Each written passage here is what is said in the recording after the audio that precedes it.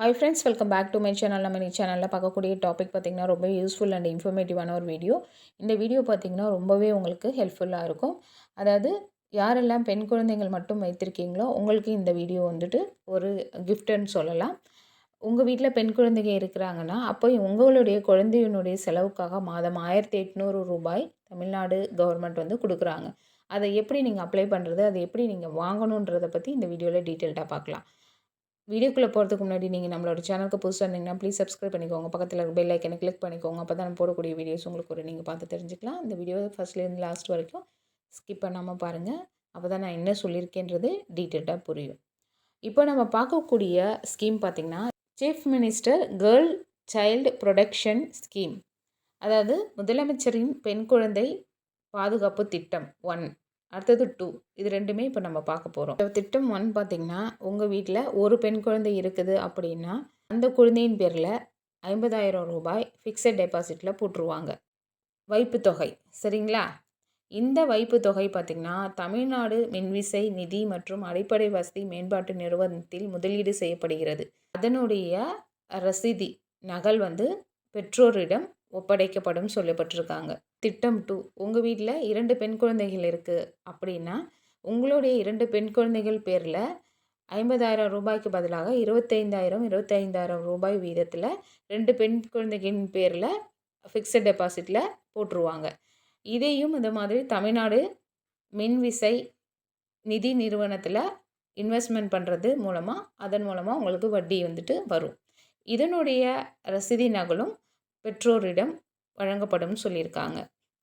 உங்கள் வீட்டில் பார்த்திங்கன்னா கண்டிப்பாக வந்து பெண் குழந்தைகள் மட்டும்தான் இருக்கணும்.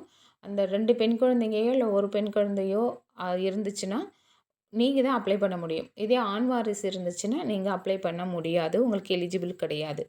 மேற்கூறிய வைப்பு தொகை ஒவ்வொன்றும் 5 ஆண்டுக்கு ஒரு முறை புதுப்பிக்கப்பட வேண்டும் சொல்லியிருக்காங்க.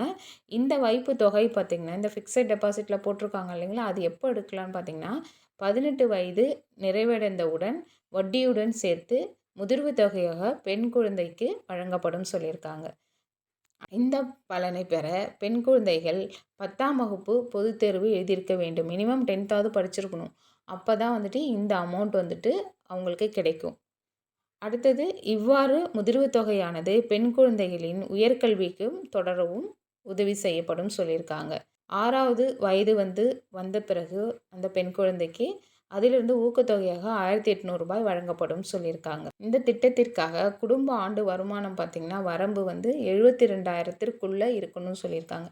72,000க்கு மேலே போயிடுச்சுன்னா நீங்கள் இதுக்கு அப்ளை பண்ண முடியாது. பெற்றோரில் ஒருவராவது கருத்தடை அறுவை சிகிச்சை செய்திருக்கணும்னு சொல்லியிருக்காங்க. அந்த பெற்றோருக்கான வயது வரம்பு பார்த்திங்கன்னா 40 உச்ச வயது வரம்புன்னு சொல்லியிருக்காங்க. இதுதான் ஃப்ரெண்ட்ஸ், இதில் இருக்கக்கூடிய எலிஜிபிலிட்டி உங்களுக்கு கரெக்டாக சூட் ஆச்சுன்னா நீங்கள் இந்த ஸ்கீமுக்கு அப்ளை பண்ணலாம். இதன் மூலமாக பார்த்திங்கன்னா உங்களுக்கு வந்துட்டு உங்கள் குழந்தையுடைய 18 வயசு முடிஞ்சதுக்கப்புறம் இது எல்லாத்தையும் வட்டியும் சேர்த்து நீங்கள் ஒரு முதிர்வு தொகையாக லம்பான ஒரு அமௌண்ட்டாக உங்களுக்கு கிடைக்கும்.